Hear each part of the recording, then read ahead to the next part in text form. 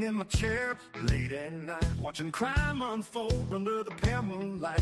From the darkest corners, stories unfold. True crime jewels, she's brash and she is bold. On the YouTube screen, we're digging deep into the mysteries that never sleep. From missing kids in Tennessee to angry husbands named Barry. True crime's calling and we're taking the time. So grab a seat, don't miss a beat. This True Crime Jewels got what you need. From missing people to twisted minds, we're unraveling secrets old buried tried to hide. Every clue, every twist and turn. In the world of crime, there's always more to learn. On the YouTube screen, we're digging deep into the mysteries that never sleep. From Christopher's anger to Stephen Fisher's lies, the truth is calling and justice won't be denied. So grab a seat, don't miss a beat. True Crime Jewels on the YouTube streets.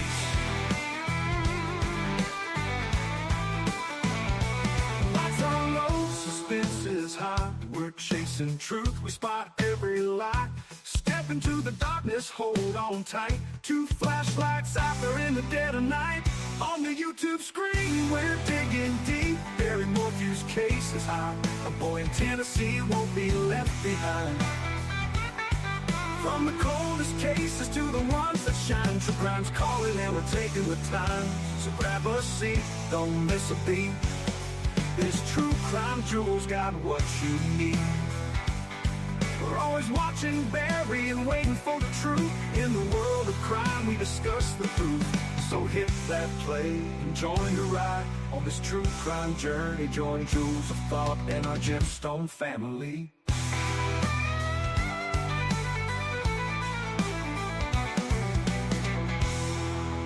All right, everybody. I don't know what that was about, but somehow or another, I got disconnected, which is strange, and everything reset.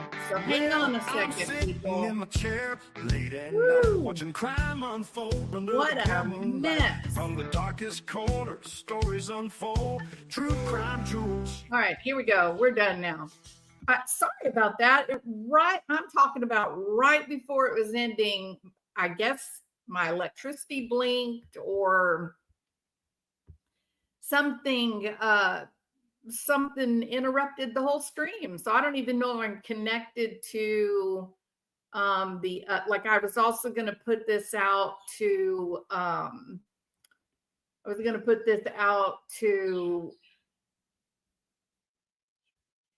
Twitter, but I'm not sure if it's so. If it doesn't go to Twitter, then oh well, we don't care, do we? We'll be fine right here by ourselves. Okay, so I'm doing something a little bit different today. You guys know I am over the whole drama, true crime drama, the whole mess, kit and caboodle. Finished with that. So well, at least for a little while. I may decide to jump back into the mix sooner or later, but we'll see how we do. So we're going to do something different, okay? I'm going to do a little psychology today, all right? And what I mean by doing a little psychology is we're going to listen to Mary Trump. Don't worry. Control yourselves. This is not a stream about Donald Trump, okay? I'm gonna watch this clip by Donald Trump's niece. Her father is Fred Trump Jr. Her grandfather is Fred Trump, okay? So we're gonna listen to this clip by her. And then we're going to have a conversation about how it is that she has established a channel. I don't know. I think it's is it 200,000? Hold on. She's got a boatload of subscribers. Excuse me, Mary. I was wrong. 443,000. Now, before this go around, her channel was very small. It's grown a lot. So 443,000 subscribers. You can see this was a video she put up 20 hours ago. She's got 108,000 views with 12,000 likes. That, that's about right. Maybe a little less than what you normally get, but that's on par. So the reason I mention that is because it does seem like that's an authentic 100,000 views. That statistically, that's in line with the number of subscribers that she has, maybe a little less than the number of subscribers, but so they look authentic. They don't look paid for. They don't, none of those things that people claim. It does seem, like she's got a really healthy, active channel that is moving on. So it's a short little video. It's only like 9 minutes, right? And you think, good heavens, Jules, what could you find to talk about off a 9-minute clip? I can. Okay. So we're gonna listen to Mary Trump, the niece of the President of the United States. And we're going to use this not to talk about Trump. This is not about Donald Trump, okay?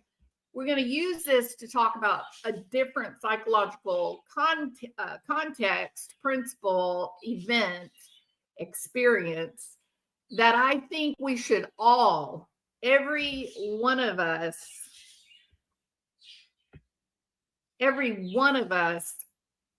should think about and pay attention to in our own lives, right? Because it can carry very, very powerful influences without us even knowing it. Now, I think it's incredibly interesting. This woman, she's a psychologist. And I don't know, look, I'm not going to go into her background and research her and do all those weird, creepy things that people do with YouTube creators. But by her own words, her own admission, she's a psychologist. She's been on national television, CNN, MSNBC. She's been on national television speaking.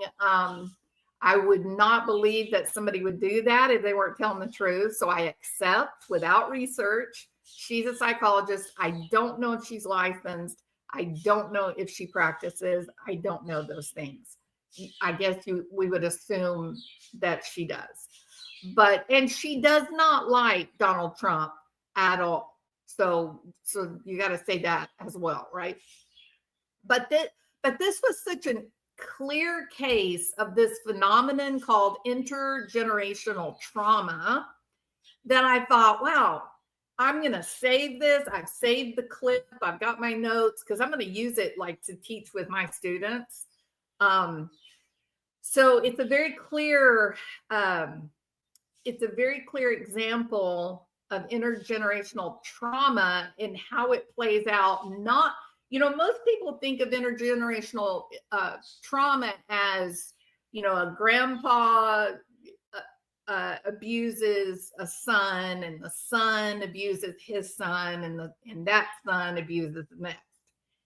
And that is true, but the primary way that intergenerational trauma occurs is actually through narratives, storytelling, the experience of one generation telling it to their children or their grandchildren. And the messaging, the stories are conveyed with a high level of emotion that then the children in the family, they too begin to experience the same trauma that their parent or their grandparent experienced. And I would contend, I'm generalizing this information to true crime trauma, to trauma. How much of what we're seeing playing out with these reaction channels that go after each other, like it's so personal, as if these people know one another, how much of this is really that they're really being harmed by the target, and how much of it is just through narrative, through storytelling, they hear hey, my friend got hurt by this creator. And so now I'm hurt by this creator. And then their friends are hurt. And then they're all going in at one person. And it looks like a shit show. And that's what it has turned into.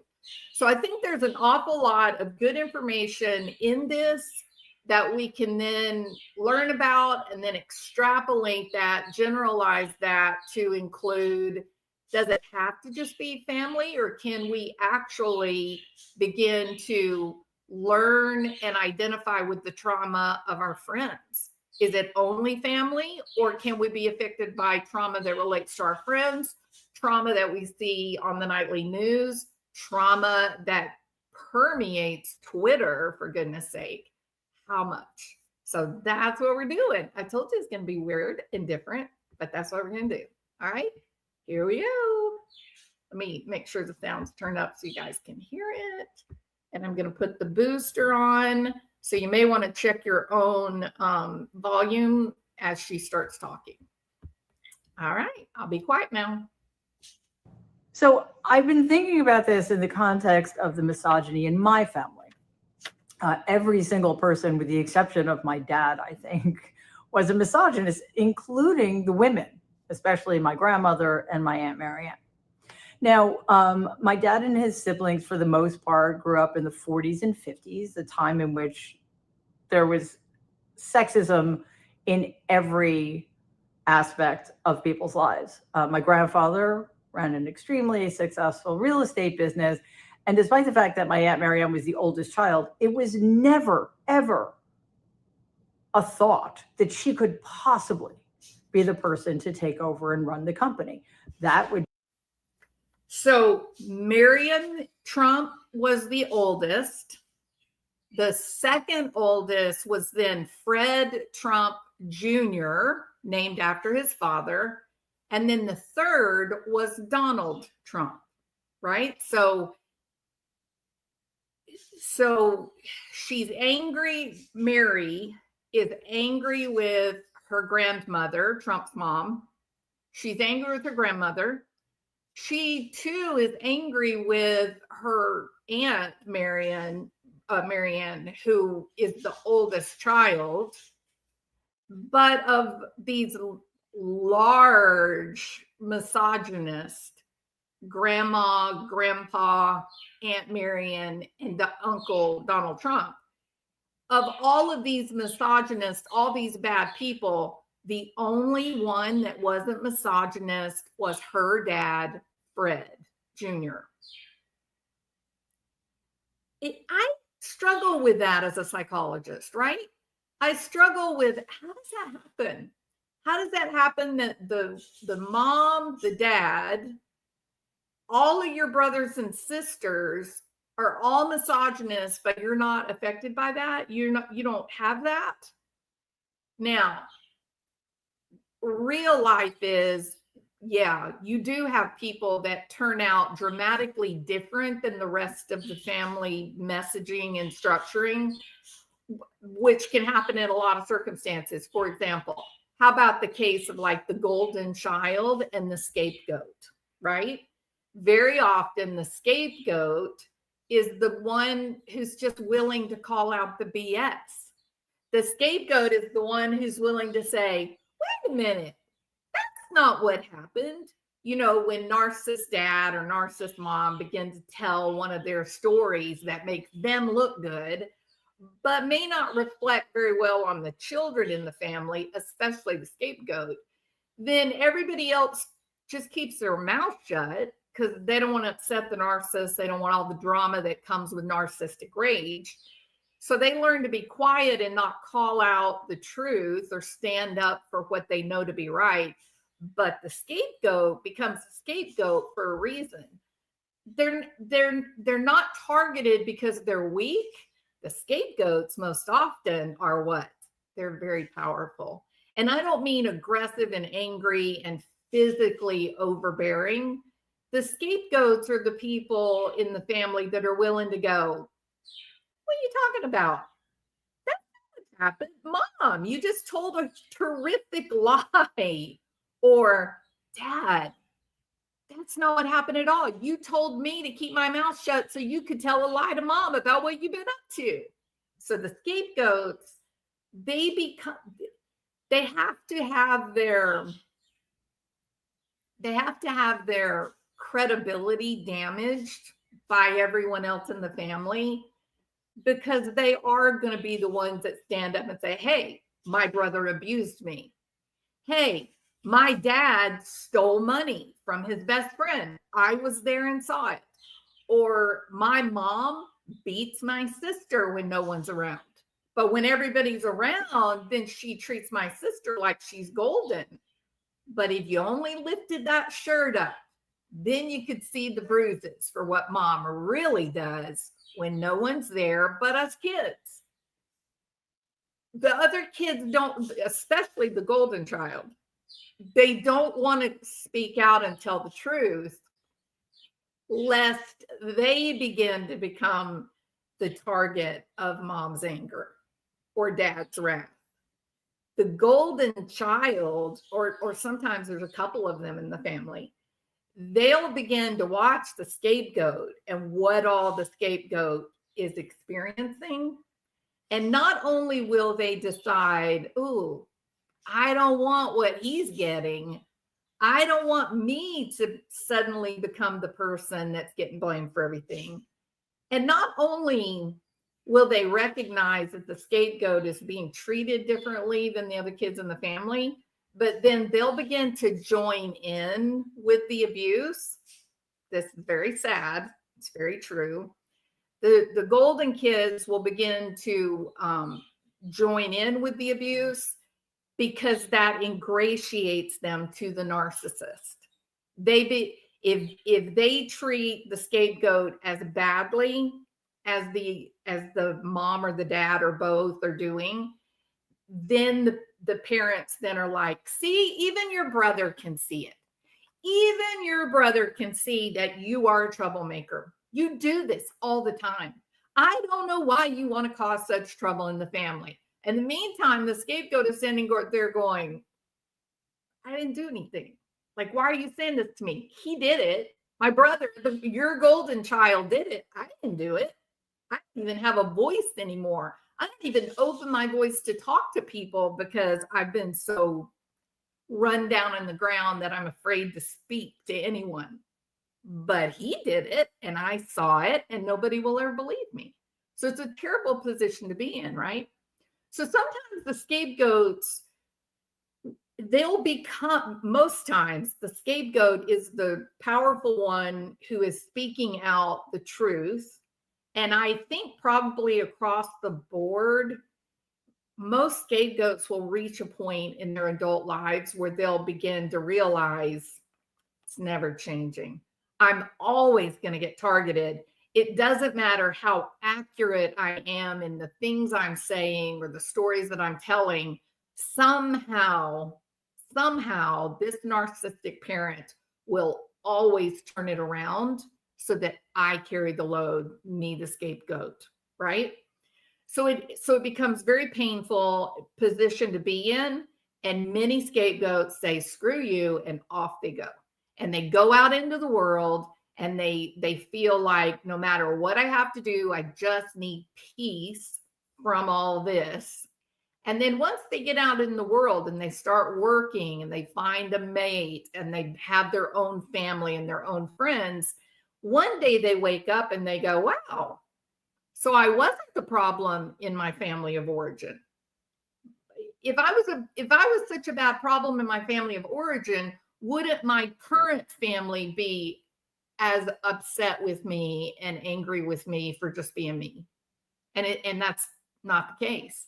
And then they begin to realize and learn, just because of how the rest of the world treats them, they begin to learn that the way their parents treated them, the way their brothers treated them, the way their sisters treated them, they were never the problem. The problem originated with the narcissistic mother and maybe a narcissistic father, usually not. Usually the narcissistic mother will find a man who is somehow willing to go along with the program. Call your mother now. you know, it hurts her feelings when you don't talk to her. You better call her. But then meantime, back at the ranch, she never calls. She never reaches out, right? So the spouses of these narcissistic moms or dads, they find themselves in a weird place where they're trying to normalize what is absolutely not normal. And so one thing I wonder to myself about this whole Trump family structure, who is the scapegoat here? Like, who's the scapegoat in this family structure where you have the grandpa millionaire making true reality wins? Yes. The grandpa is, you know, this successful real estate dude making lots of money. He's got all, you know, this big, beautiful family. You have the Marion, the oldest daughter or oldest sister in the group. Then you have Fred Jr. Well, Fred Jr., the man that is her dad, he's the alcoholic that Trump talks about, how much he loved his brother and how much he looked up to his brother and how devastated and brokenhearted he was when his brother died of his alcoholism. So, and then there's Donald Trump, right? And she says in this that Donald Trump inherited the real estate business from the dad.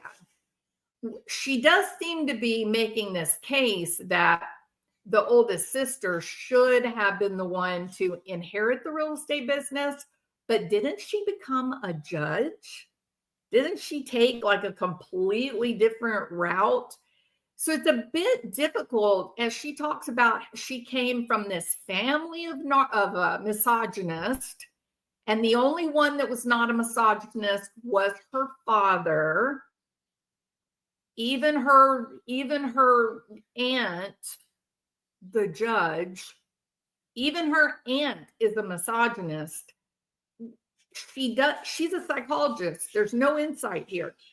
Even from this aunt, who's a very powerful, well-educated woman, she never stops to realize that her actions didn't reflect misogyny, right? To get the support of the family to go to law school as a woman in those days, that was pretty unusual. And then to actually build up and get to a level that you become a judge. I don't see misogyny there. I see her, the mother, the sister Marianne, I see her achieving a high level of status, the top of her field, in a field that was absolutely male dominated. Absolutely. But she's lacking self-awareness, right? She's not seeing. All she's focused on that company. That's all she's focused on. That grandpa built up the real estate company. And then Aunt Marion got passed over. And then her dad, Fred Jr., got passed over. And then it went to Donald Trump. And it's not going to take you long to watch her channel to figure out how she feels about Donald Trump. Hate is too kind of a word. She dislikes him vehemently, correct? So I don't know that she's factoring in, I don't know if she's able to, the awareness that her dad was very sick. Her dad was engaging in a lifestyle that was decidedly anti-capitalist, should we say? Maybe not even anti-capitalist. Maybe he's just a party animal. Maybe he was, you know, a kid in this wealthy nouveau riche scenario. He was a very, very handsome, good-looking man. I mean, really, really good-looking, movie star, good-looking. Maybe he was just partying, right? Maybe he went to college, partied his ass off, developed a drinking problem. Is that a common story? I ask you, how many young people do you know in your family, among your friends, where the kids go off to college, they get too deep into the partying and having a good time, and they develop a problem that they then have to fix and pay the consequences for. So it's kind of the feeling that I get about Fred Jr. is that he was the recipient of all of this access that maybe a lot of people don't have. And it allowed him to use his good looks, use his money, get a lot of girls, do a lot of drinking and having fun and partying. And that led to an illness that ultimately would do him in. He did actually work for a time with the Trump organization with Donald Trump after Donald Trump had inherited some money or something from his dad and then built up the company. He was given a position there. It was described as a low stress position. So you would assume, maybe we shouldn't assume, but let's say we just take a guess, we speculate. Maybe he was given a position with a low level of responsibility to try to aid him in his quest for sobriety and not have a job where there was a lot of stress that might actually be a slippery slope back to drink, falling off the wagon and drinking again.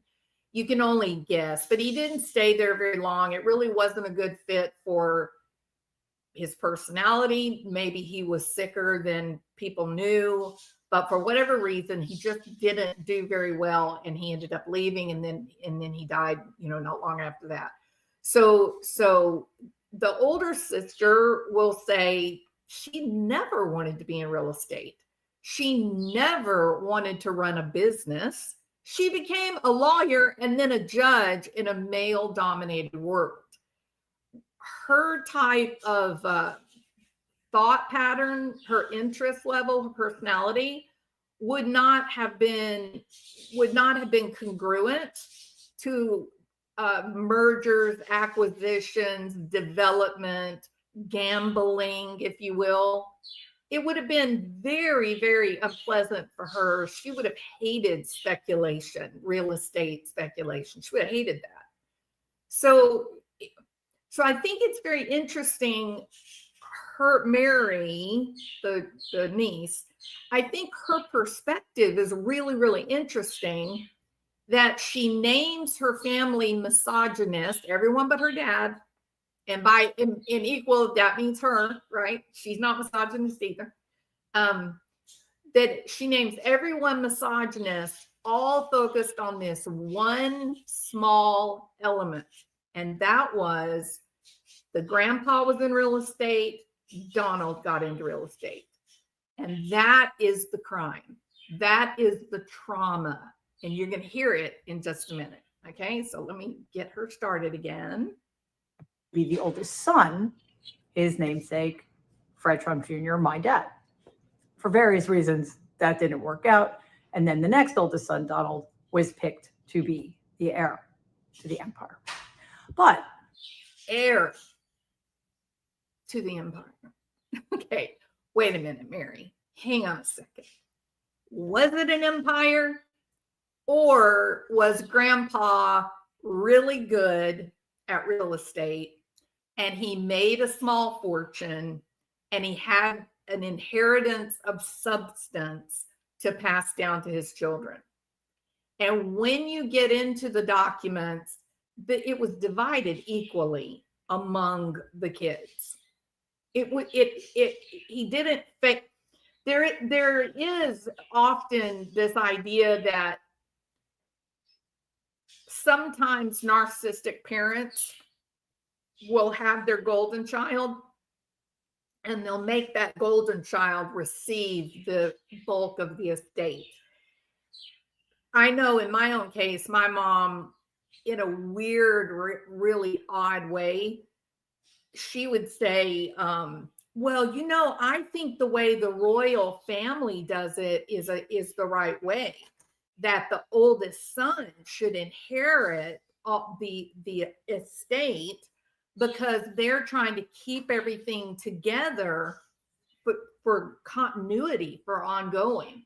It was all BS, right? It was just a kind of that view in their mind that they're gonna somehow be angelic and perfect to someone. And if you take a moderate sized state and divide it up, then it's small. Each person gets a small amount. As the idea of, well, the one person in the family that I could always count on, if I give it all to them, everyone else is going to hate me, but at least that one will remember me into infamy and be happy with, me. So sometimes that will happen. And that's the example, that I gave, but that's not in this case. The documents don't show that. It was a regular distribution of unexpected inheritance that was doled out. And then Trump went ahead and built up whatever he did. And I don't know what all he is, but the empire came after Grandpa had passed on. The empire came as Donald Trump's narcissism took over. And, not only did he need to build up a fortune, but more importantly, the reason he needed that fortune was to put his name on everything so that everybody would see him, right? He needed to be seen. And so Trump, that became his way of doing it. Think about this. I would be mortified if, everywhere I went, every city that I went into, there were these big giant buildings that said Karen. I'd be like, no, I don't like that. I don't want my name. I wouldn't be bothered if it was Jules, okay, because that's not really my name. But no, I don't. That would be kind of creepy, right? It'd be kind of creepy to have your name in every big city. I don't know. Maybe I'm just a weird person, but I don't know. It's a little weird. Yeah, I'm even weird. Look, I've got these black T-shirts in sequins, or not sequins, but crystals. They say jewels of thought, right? And they're beautiful. They're great. But when I wear them, I love them because it's soft, they're really comfortable, and I love the sparkle of the crystals. But I'm always terrified somebody's going to say, oh, jewels of thought, what is that? What is that? I don't want to say, oh, that's me. That's my channel. Never would I say that. So now I just say, oh, it's an Arabic music album, which it is. It's an Arabic music album that I listened to in Egypt. And I make it about that because it's just too weird, and these people that have merch where they put their face on it, it's a little weird. It's not weird. I know that's their branding and that's okay. And I've had a few things that had my face on it that was like colored and stuff, but I just couldn't do it. So the fact that Trump names everything Trump, it's kind of, I think he'd be foolish to try to say he doesn't have narcissism. I think he probably does, but I'm not diagnosing. Don't get mad at me. I'm just trying to be really honest about what we're doing here. So the empire, she uses that word empire. The empire came after Donald Trump took over and began acquiring like Park Avenue, the big hotel on Park Avenue. And that's when the empire came. But in her mind now, we're going to begin to hear that there's actually not, because I'm watching her channel and I'm thinking, good Lord, what did Donald Trump do to this lady that she has so much hate for him, so much venom? Then you hear it. He hasn't done anything to her.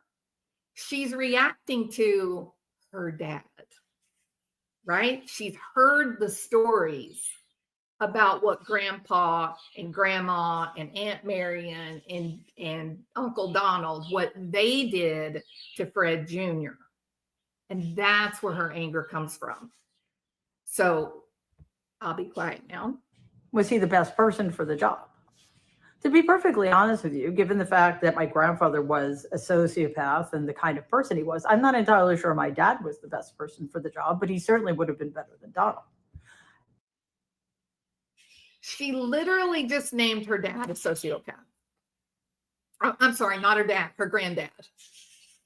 She literally just named him a sociopath. And then turned around and said that her father would have been the better choice for the empire. But her father died of alcoholism. Her dad had such a bad substance addiction that once he became a middle-aged adult, he was in and out of treatment. He was very, very ill. So I wonder, maybe Fred Jr. was the scapegoat. Maybe he was the guy in the family that everybody kind of dumped things on. And was that because of the drinking? Was that because he was more of an empath and he was different than the other people that in the family that were really focused on capitalistic venture and cutthroat business? And I don't know, it's really hard to know, but I would say this: if her father, Fred Jr., was the empath, and he went to college and developed a substance problem, just normal partying like everyone else does in college, and for him, it turned on that gene that creates this problem with alcohol. Through a bad set of circumstances, her dad ends up really being hurt and unable to function, as opposed to Donald Trump, who one of the ways that he built the empire was he got in bed with the mob in New York. And so he was making some really shady business deals. And when the casino in Atlantic City, when they ran into all that trouble with money there, some mobsters stepped up to help him out. And so I think we have to be really careful about believing there is a family structure where everyone in the family is perfect except for one troublemaker, or vice versa, that there's one healthy, good person, but everybody else in the family is crap.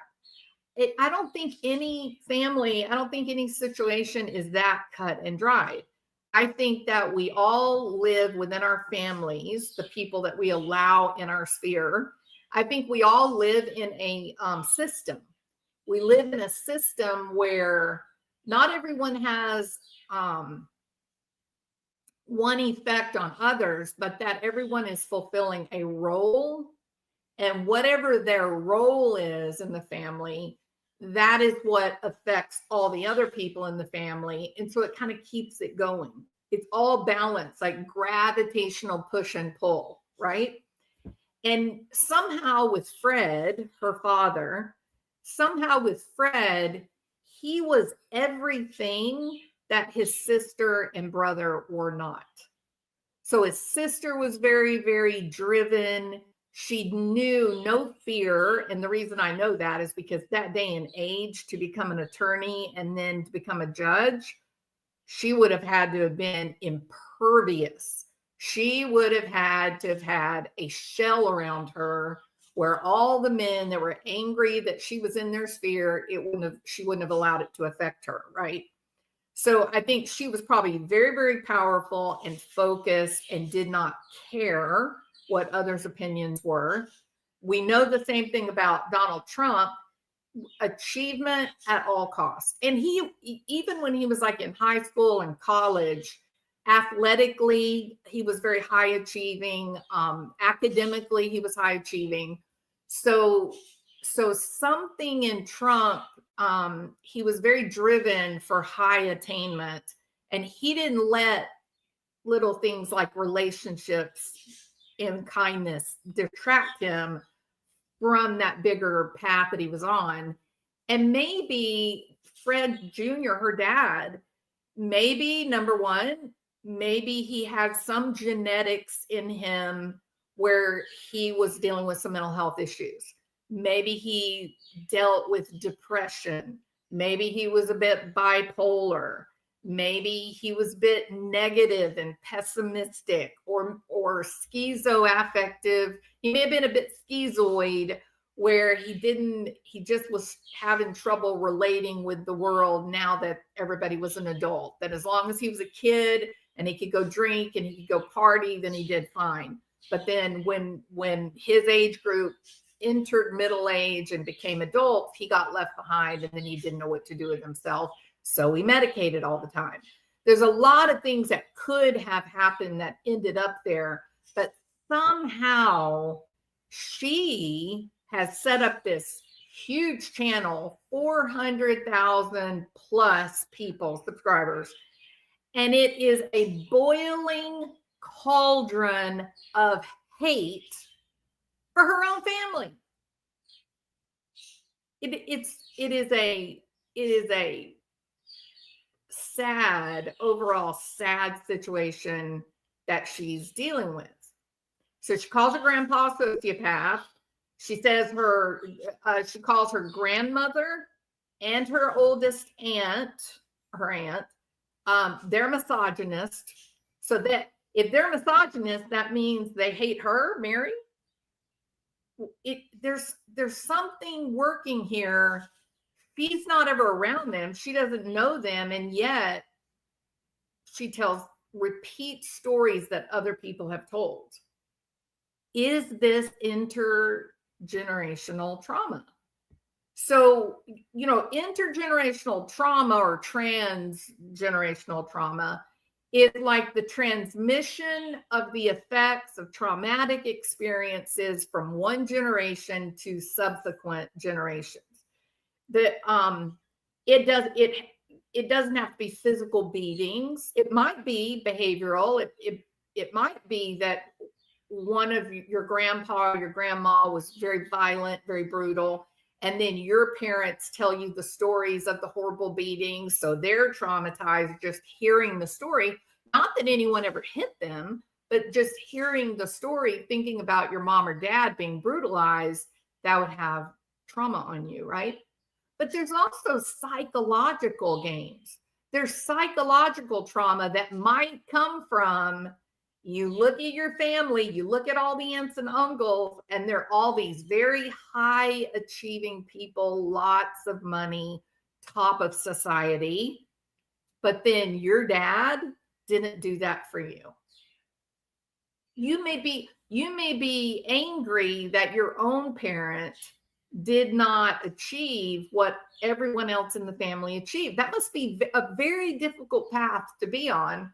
Or even if she looked at herself in comparison to cousins, that too could be very uncomfortable. But then when you take the stories of your mom and your dad about the mistreatment they experienced by grandpa or by Uncle Donald or Aunt Miriam, just no one was ever mean to you, the niece, the kid.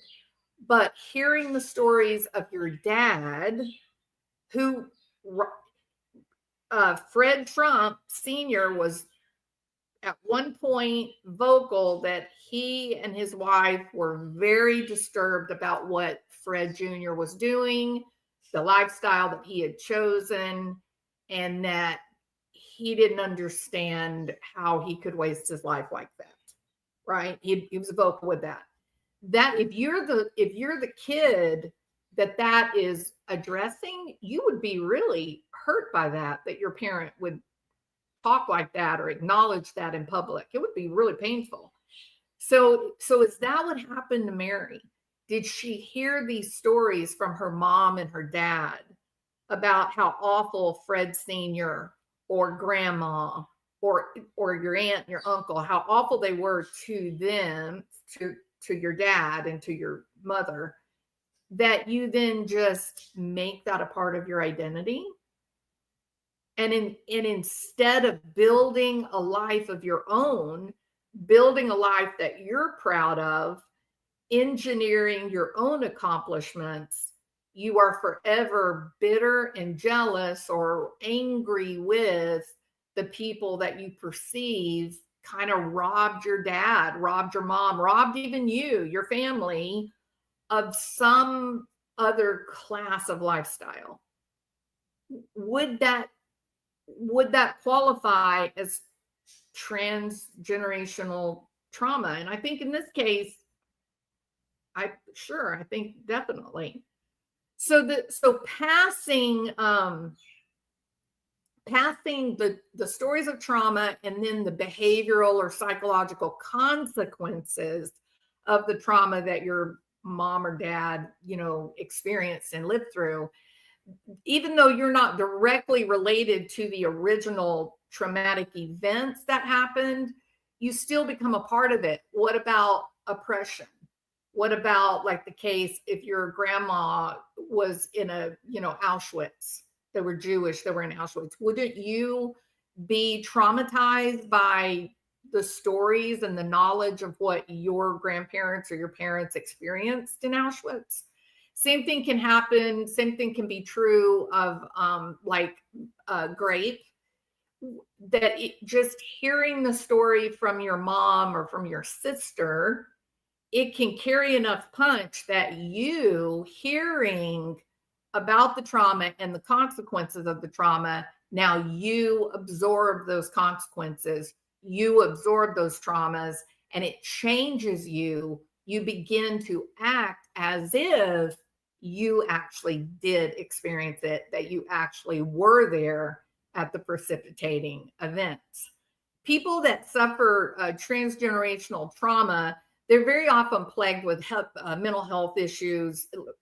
It can change their behavior even, when really nothing happened to you specifically, but because you're so horrified by what your loved ones experienced, you change your own behavior.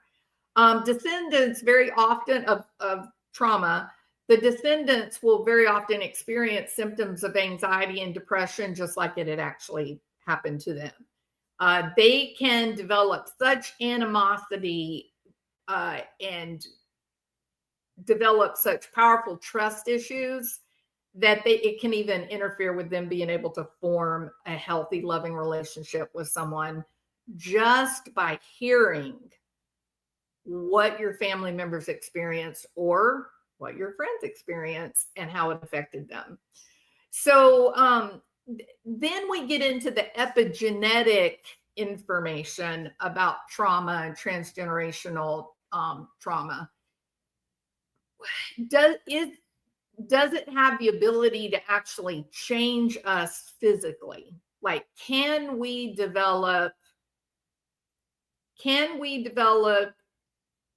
neurochemistry that is consistent with, let's say, trauma survivors that could then be handed down to our own offspring?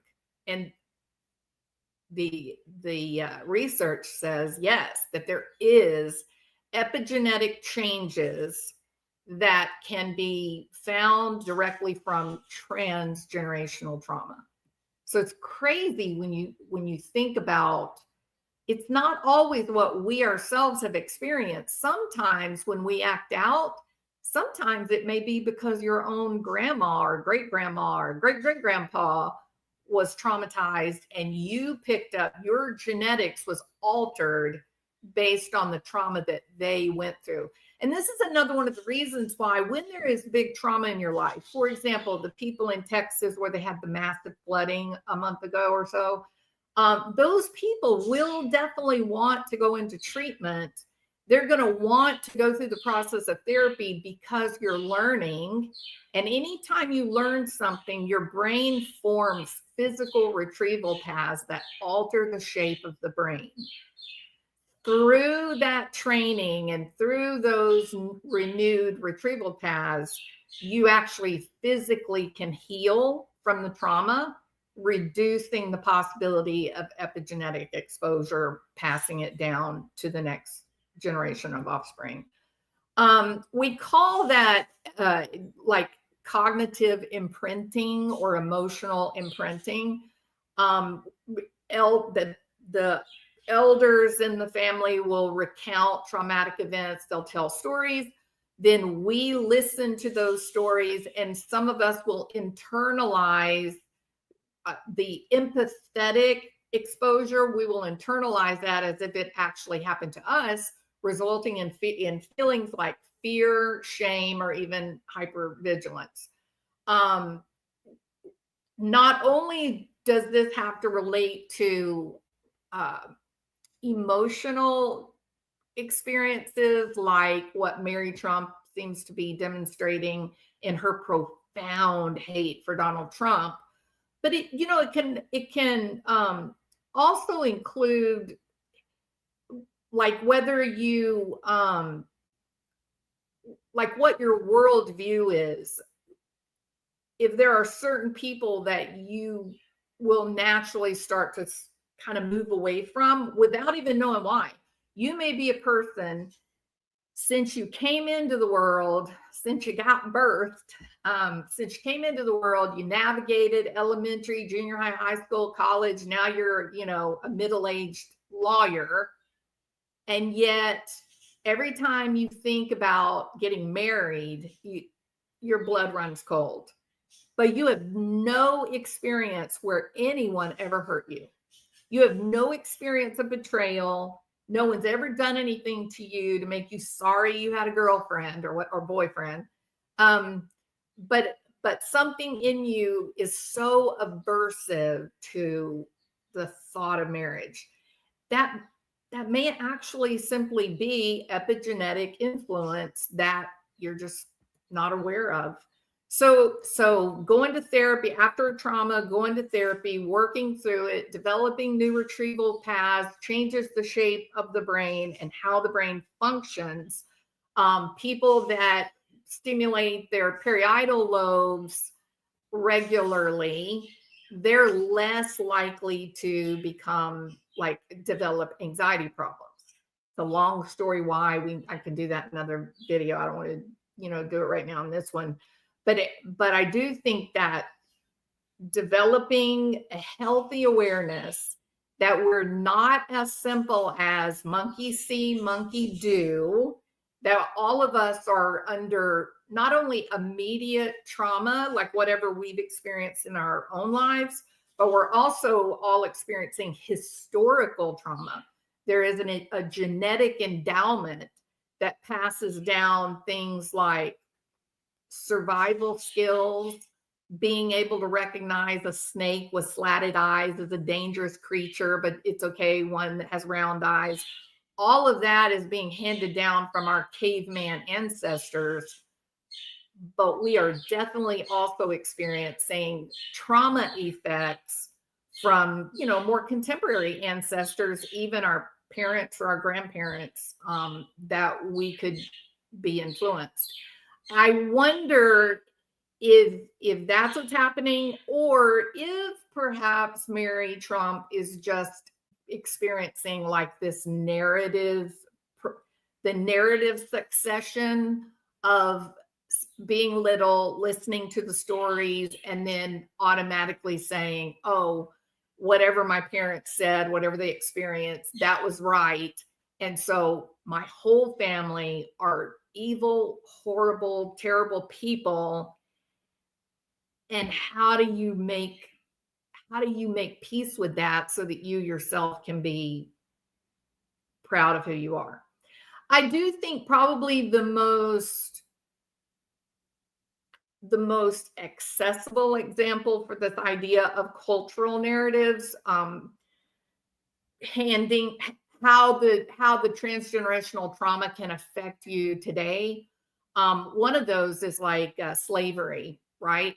That there are many people today that are really, really emotionally invested in this idea of the government paying reparations. And a common reaction, a common refrain is, I haven't owned any slaves. You've never been a slave. Why are we talking about making reparations? Well, no, you didn't do that. You didn't experience it. But the people, the children, grandchildren, great-grandchildren of slaves, they very well probably do have epigenetic traits that came from the trauma. They may even have some of the narrative depending on their age, but to them, if their ancestors experienced it, then they are experiencing the narrative of slavery, the thought and the experience of slavery. To them, it feels very, very real. And so, when there are people that have different ideas than you do about how, like, these social problems, it will serve us well, like me and you, it'll serve us well to at least show some grace and realize, okay, maybe I don't see that this is very logical right now in 2025, but I don't live with the same genetic endowment that other people do. And I need to show other people grace for that. So I want to be sure this is not picking on Mary Trump. This is just so clear of an example where she's been affected by, I think, probably stories, and her experience is visceral. She hates these people. But I can't imagine being in that position, because then how do you fully embrace and love yourself if you perceive that half of you is from the Trump side? Do you hate half of yourself? You can't, right? You should, the goal for good mental health is be proud of who you are. Do things that make you feel good, that you affect other people in a positive way, and make peace with some of the damage that, maybe your grandma, grandpa, mom, dad, brother, sister, make peace with it at some point. When you become an adult, you build a life you're proud of. Some point, you just got to put it away and say, it happened, wish it didn't. And that's all. It just happened, but I get to make whatever great life I want right now. So let's see what Mary has to say. I'm not entirely sure my dad was the best person for the job, but he certainly would have been better than Donald. Marianne, as it turns out, though, would have been an excellent choice. She had Donald's ruthlessness and willingness to do whatever it takes, but she also had the right kind of temperament, which my dad definitely didn't have. My dad was sensitive and not exactly a shark or a killer, which is what my grandfather needed. So Marianne would have been a perfectly good fit. And I think she lived her life hurt that she was never under consideration. But at the same time, another part of her understood that as a woman, she had no right. She could not possibly be good enough. And she and I had many conversations in which she made it clear her contempt for women as a species. I've lost count of how many times she referred to other women as bitches, a word I never use, but she used frequently. Women in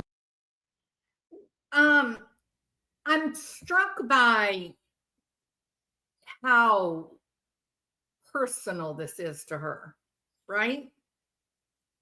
Hey, Team Psych Ward, good to see you. Hey, Kelly. Hate is learned. Yeah. I developed a lot of epigenetic influence, and I didn't realize it until I became an adult. It started changing a lot of that influence so I could become my own person with my own thoughts and feelings. 100% Team Psych Ward. Once you have that realization that just because you experience things from other people, or maybe you have intergenerational or transgenerational trauma, it still doesn't determine a fatalistic path. You can at any time declare your independence and build the life that you're proud of. Build whatever you require in your life. You grab it, you make it, and then luxuriate in that, because nobody can take it away from you. You built it, you made it, right? And I think for many people, especially family, narcissistic type families, the parents, they work very hard to form this almost like this enmeshment scenario. They'll say things like, look, family sticks together no matter how bad it gets. We stick together. Well, all that says to me is one parent recognizes the other parent is abusive, and that the kids are going to disappear and scatter when the good parent goes away and dies or leaves or whatever, right? So they're trying to keep that all together. Um, it, but you are not forever an extension of your mom and dad. You're not, and we, especially families in the South, I would guess, it's just a guess, but there's a lot of kind of what is considered normal. You like, you hear these little poems, these little things like a son is a son until he takes a wife. A daughter is a daughter for the rest of her life. Well, what if your mother is a horrible, abusive, manipulative monster? You want that daughter to continue to re-expose herself to trauma her entire life just to serve a life sentence to an abusive woman? Why? And I don't think that. I think that parents are obligated to treat their children with love and respect. And if they don't, then so be it. But to mistreat and abuse a child, male or female, to mistreat and abuse a child and then demand that they stick around and put up with it, no, that's just another, it's another avenue of abuse. That's all it is. So you don't, there's no obligation to do that. We live in a modern world. The government has a safety net for old people, and you do not have to move an abusive parent into your home where then your children are also being abused. You know what? You don't have to do that. It's not healthy. Our children benefit, our workers benefit, the people, our friends benefit when we are at our best.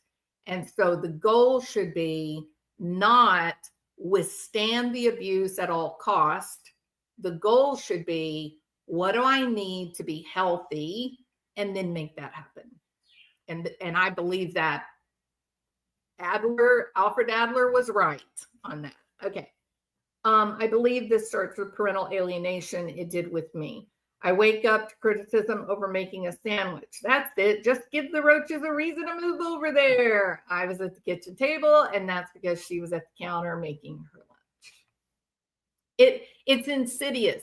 The abuse and the horrible things that they say, the way they undermine your confidence, the way they take your voice so that you cannot stand up for yourself and self-advocate, all of that is intentional. All of it. And it affects you at the craziest moments. I once knew someone who went through plastic surgery. And the reason they went through plastic surgery is because she said that she went to the bathroom. She's going to go to the bathroom, and there's a mirror right there, like in front of the toilet. And so as she's preparing to go to the bathroom, she looks up in the mirror, and she said her face, like her eyes, she saw her mom. And her mother was an abusive, terrible person. And as soon as she saw that, she said, oh, hell no. No, no, no, no, no. And she called and made an appointment to go in and see a plastic surgeon. And within 2 weeks, her eyes were like raccoon, big, black, swollen. Her face was all bruised and bandaged up. And I was like, what happened? Are you okay? Were you in a car wreck? And she said, no, I had plastic surgery. And I said, but you didn't say anything about that. She said, I didn't know until, this moment. And I was like, wow, that is serious abuse. If you just find a feature that you recognize to look like your abuser, and your knee jerk is that extreme that you jump onto an operating table, that's real, right? That's real abuse. To feel that horrified that you would look like the person that hurt you. So when I listen to Mary and her anger and against people that, she doesn't even sugarcoat what she's saying. Like she says that her aunt, she had the killer instinct, like Donald. And that she was a horrible person. This has half of her genetics, right? I don't know how is this what we're seeing? Are we seeing this reaction formation because she has this transgenerational trauma? She's developed so much animosity toward her half of her family, and she's just bitter. I mean, it's kind of chilling to watch. But anyway, I'm going to be quiet now. Sorry. In her view, were underhanded, catty, disloyal, unintelligent, unfit. Wait a minute. Women should not have power. Women, in her view, were underhanded, catty, disloyal, unintelligent, unfit. Women should not have power, which is interesting considering she herself was a federal judge with a lot of power. So, okay, so I'm a little surprised. So this woman's a psychologist, right? What about the knowledge that different personalities have a different fit with the demands of certain jobs? And we wouldn't think that a woman that had the personality to become a federal judge, would this be a woman who would be willing to make a deal with the mob? No. I would expect that a woman who was able to become a federal judge, I would expect that that woman would have a very clear sense of right and wrong. I would expect a person very high in conscientiousness, meaning you follow the rules at all costs. If you agree with me, put a 1 in the chat. If you think I'm wrong about that, put a 2. But I would think that the things that would guide you and lead you through law school during a period of time where there were not very many women there, that you would able to do that and achieve at such a high level that you could actually become a federal judge. That is not a misogynist.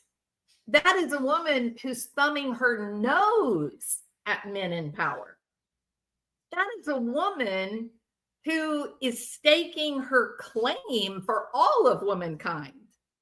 That is a woman who's saying, I get that there's not been other women really that have done this, but that doesn't mean that I can't do it. If any man can do it, I'm going to do it. And so if her aunt, a federal judge, if her aunt looks at women who may choose to stay at home and raise the children, who want to go to the country club and exchange recipes, do you think that would be something that this woman would be comfortable with?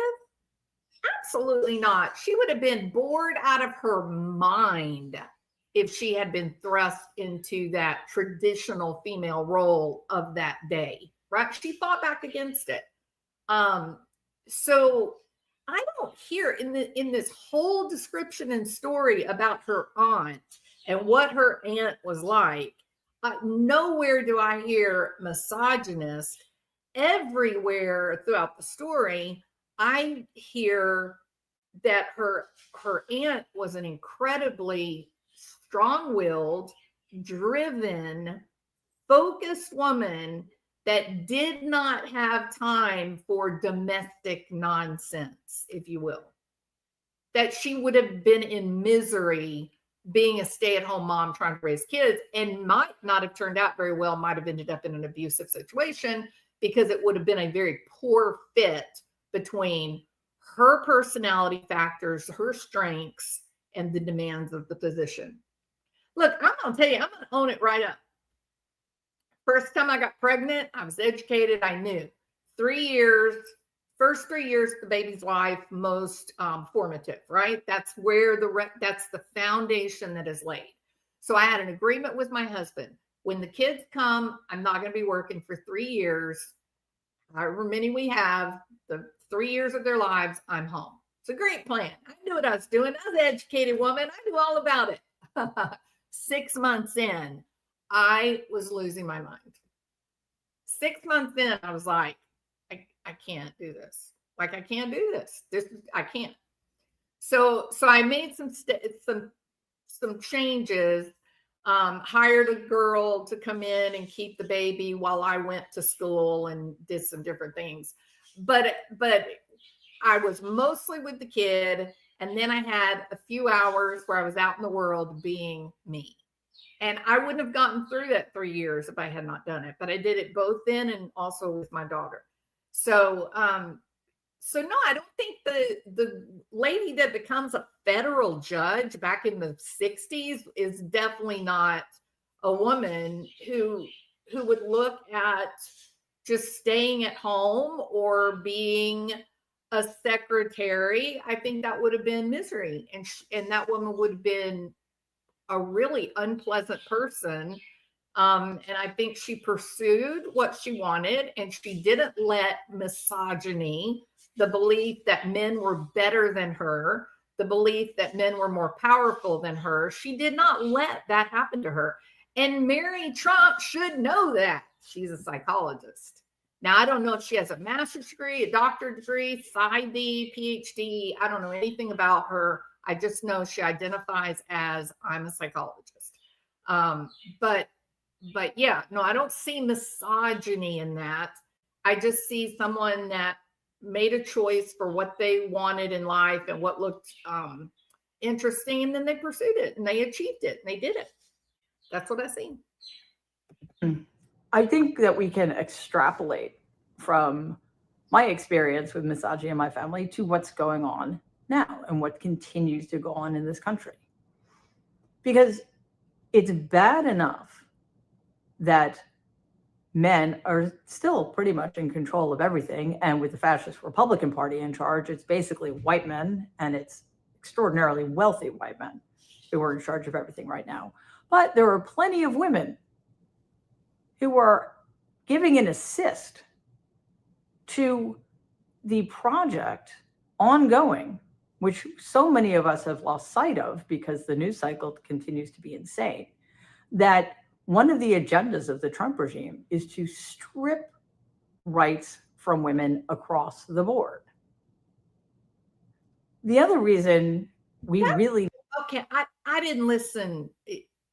I didn't listen to this part. I don't understand that, because don't we have like Tulsi Gabbard, Pam Bondi? Like, there's a lot of women that he's appointed, but I don't know. I don't want to get into the politics of that. I don't know what that is.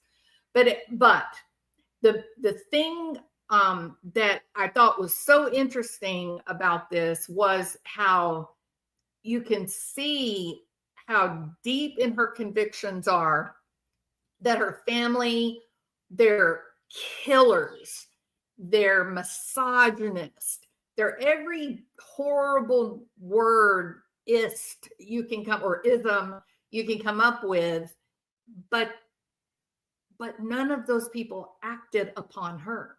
Like, there's not a single story of any of them. Her father was Fred Jr. with the alcohol problem, who died of alcoholism, who Donald Trump has talked about with affection, that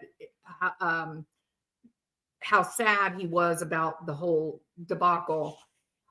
And I think that all of us benefit being aware of just how much of our emotional issues, how much of it is really related to what we live, like what our actual experiences are, and how much of it is through transgenerational trauma or epigenetic changes from ancestors. How much of it is just the influence of a family that may have been in trauma at one time. And if you think, like Team Psych Ward said, as soon as you begin to realize that you may have these opinions and feelings that are hurting you, that have nothing to do with trauma you yourself experienced, that it's okay to acknowledge, hey, this is part of my transgenerational trauma, and I've got to be responsible for defining for myself today how I want to go forward. How do I want to get closer to a lifestyle in a life that feeds me and makes me feel more powerful, makes me feel stronger, rather than some of this transgenerational trauma that makes us feel weak and we can't attack it because we didn't experience it. So it's very difficult to work with in therapy as well. When you have, if you're a patient in therapy and a lot of the problems that you are dealing with are from previous generations, it's really hard to target how do you fix that. And part of how we do target that, part of how we do fix that is through experience. So as you go through experiences today, you're forming new retrieval paths. The new information is modifying the brain structure, which then interrupts the retrieval paths to the previous trauma. So that's really how we do it. If you have a child who's very, maybe very shy, or maybe they've experienced a lot of bullying, the best answer, well, one of the great answers is start putting them into lots of different activities where they're having to learn a skill. They're having to learn something new. First of all, they're going to modify the brain structure in a healthy way by learning new skills. Second of all, they may find out that they have a natural talent for something that you never would have offered them to do because you don't do it yourself. Giving them access to a lot of different kinds of lessons and groups, they may discover a special skill that then they build the rest of their life on. It comes, most people make friends based on a shared interest. So if you raise a child that has a lot of different interests, they know how to do a lot of different things, they're less likely to end up being isolated and struggling trying to find a friend group. Or if one group bullies them, then they have friends in another group that sort of help heal that pain of being bullied. All right. So I think she should be grateful that she's no royale, right? I mean, how much, here's a good question. How much is she re-traumatizing herself by day after day after day retelling stories and railing against her hate for the Trumps when that's her own last name? Yeah, exactly. Toodles. Laura Trump, she's a woman. She's got egads of power.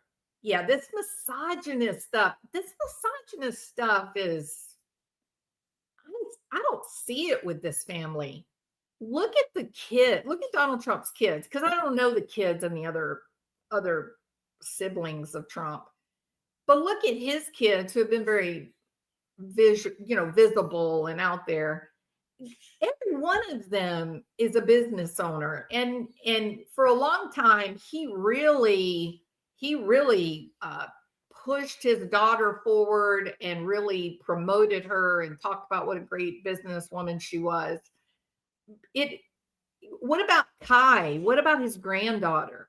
His granddaughter is another one. He's really pushing her to develop her skill and prowess as a golfer. So I don't see misogyny. Okay, am I wrong about this? Let's see. Okay, if you buy into what Mary Trump is saying, that yes, the whole Trump family, not everybody, but pretty much most of them, they're misogynistic, put a 1. But if you're not seeing it the way she's telling it in this video, and the way that kind of like the things I'm pointing out, no, it isn't misogyny, put a 2. I think it's transgenerational trauma. I think she's reacting to things that she never really experienced herself. And that's why it's so broad and there's no real focus. It's just like this broad general discontent toward anything named Trump, which happens also, Mary, to be your name. So, yeah. So we can build our own platform. We can become the person we want to be. Here's a big one, ladies. Here's a huge one. Love yourself in exactly the same way that you wish others had loved you. If you had a narcissistic mom or narcissistic dad and they were not kind to you, don't waste your life wishing that they would suddenly have an epiphany and wake up and start loving you. They're not going to change. Stake your own claim. Love yourself in that same way. Be completely open to loving every part of yourself, even those parts of yourself that you need to improve and that you want to work on. Find unconditional positive regard for yourself and stop holding other people responsible for your sadness or your frustration. It's hard to do. I'm not saying it's easy, but it is worth doing no matter how hard it is. And Mary, I'd say the same thing, honey. Stop hating being a Trump. You are who you are, but you don't have to be like them. Just be yourself. And every day screaming and raging against the people that hurt you or hurt your dad, is this excising the demon, or are you becoming more angry and more bitter? Just a question. We did learn back in the 60s or 70s, they were doing this thing called primal scream therapy. Or they would say, oh, if you're angry, beat up a pillow or punch the wall or whatever. And that was supposed to make you feel better, right? All we found out, when you do that, when you scream and rage, when you beat things up, you break plates, you just get primed. You get more angry. And Mary, you should know that. So this is all of this raging and all of this name calling. Do you feel like you're healing? Do you feel like it's being empowering? Or is it just like with the primal scream, you're just priming yourself for more pain? You're just priming yourself for more anger. I don't know. Because I know this. If I get hurt, if I get angry, if I get upset, I can go out there and walk around for 30 minutes or so. And when I come back, I feel better. I can think clearly, and my frontal lobe can generate a solution to the problem. Even if the solution is to get in a hot bath and cry, it's still going to help me. It's going to modify my neurochemistry, and I'm going to feel better.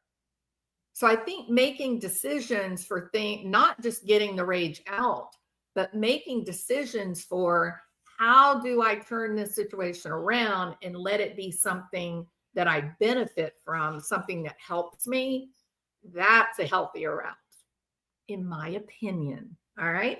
President Trump doesn't drink because of her dad. Yeah. And he wept one time where I was watching something. Maybe it was a graduation ceremony he spoke at. And when he's told how much he admired his brother Fred and how devastating the whole thing was, he started crying. It's kind of sad. When it comes to the GW community, reactors develop foodies traits because they are angry but don't have this good judgment. It's a healthier route. But totally agree. And that was another reason that I decided to do this topic. It's dramatically different than what I normally do. I don't normally talk I'm not usually Dr. Karen on my YouTube channel. I'm Jules, hanging out, being foul-mouthed and fun. But I'm, thinking about all this trauma that's happening. There's so many creators that are taking each other to court, or they're making daily hate videos. And it's not just one community. It's everywhere. It's bad. It's really bad. A lot of what's going on, it's not even that anybody hurt them. They are developing hate for each other based on simple narratives, based on stories that are told that nobody has any idea if the stories are true or not. It's kind of scary what is happening on such a big level, and nothing stops it. The only thing that will stop it is simply not reacting to it. The only thing that will stop it is not to acknowledge what the others are doing. That's the only way. Going to court is going to fire it up. If you take them to court, buckle up, Buttercup, because it's going to get 100 times worse. The only way to stop is to stop. Turn your focus and attention on what you need, what you like to think about, and who cares what they say. I've been through it. I know what they do. I've been there. But if you want it to get better, you want it to go away, you've got to quit. Attacking them makes them angrier. It gives them more ammunition against you. You cannot outfight them. You can't. So that's the only thing you can do is simply not respond, not watch it, don't know about it, don't respond. It's the only way to do it. All right. We already read that one. The world has turned into a Reddit, a subreddit. Yeah. Thank you, Texas Lassie. I'm always hesitant to do it because I don't want it to be boring. You know what I mean? And some people find this kind of thing boring. So,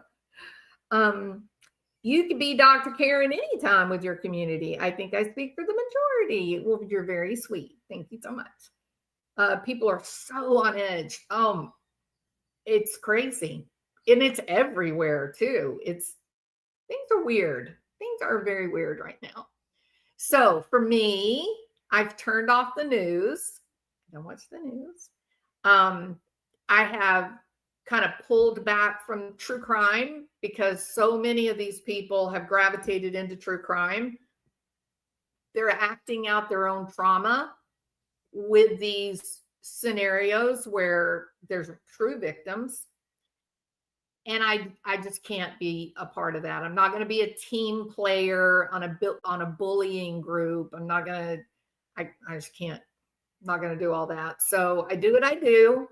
And I mind my own business, and I color in my coloring books. And that's what I do.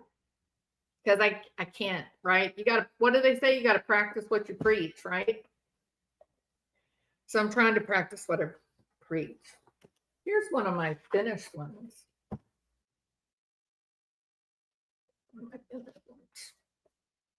I had another one in this book. I love these books. If you do the adult coloring books, this Color It, they're absolutely the best ones.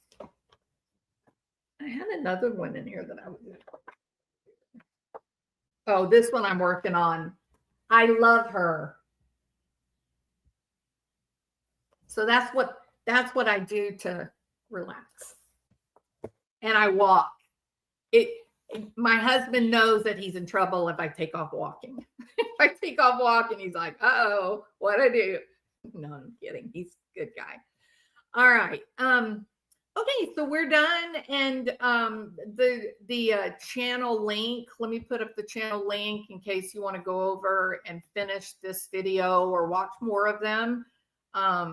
She just rages against the Trump machine. She just rages. She hates them.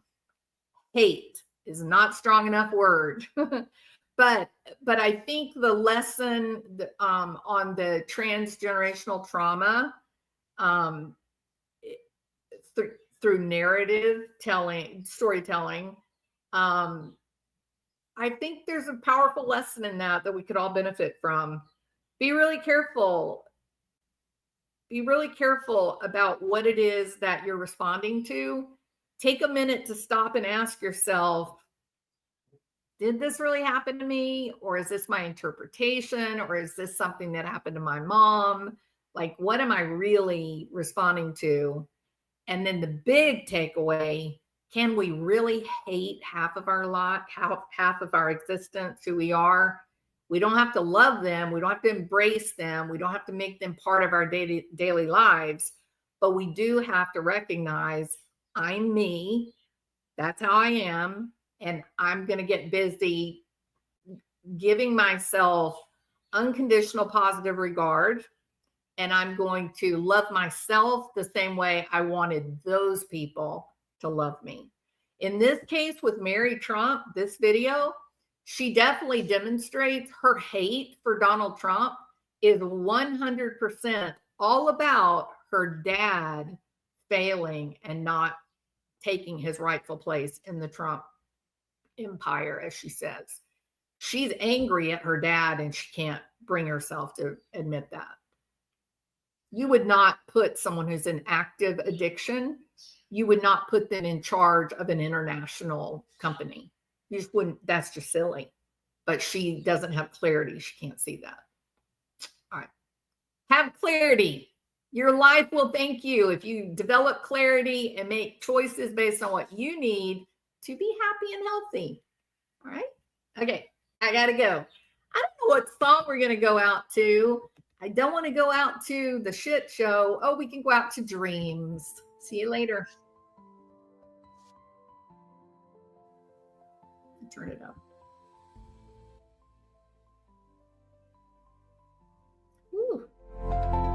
Late at night, when shadows creep, Hit thumbs up, whispers subscribe, echo and I'll be here another day. Hey, secrets Dreams sleep. Funny. Hey, Harley. Good to see you. I wander through Last week. these empty streets, Sticker. searching for light Good to see where you. hope meets. But in the silence, a spark ignites, a flicker of dreams in the endless nights. Oh, I'll rise like the dawn, breaking through the pain. Every scar tells a story, every tear a refrain. With every heartbeat, I'm drawing near. In the midst of despair, I'll conquer my fear.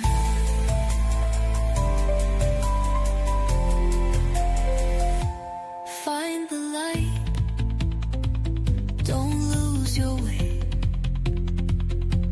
Hope will guide you, come what may. Through the storms that rage inside, I'll dance in the rain, let the troubles slide.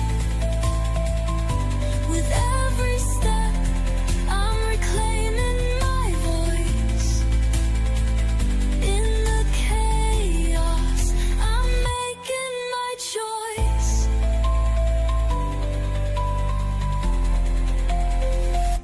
As thunder rolls, I won't back down. In the depths of night, I'll wear my crown.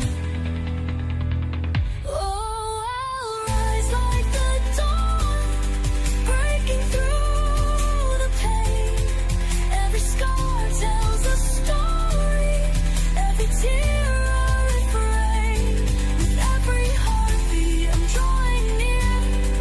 In the midst of despair, I'll conquer my fear. And when the world feels heavy, like a storm that never ends, I'll find a melody where my heart mends. Oh, I'll rise like the dawn, breaking through the pain. Every scar tells a story, every tear a refrain. With every heartbeat, I'm drawing near. In the midst of despair, I'll conquer my fear.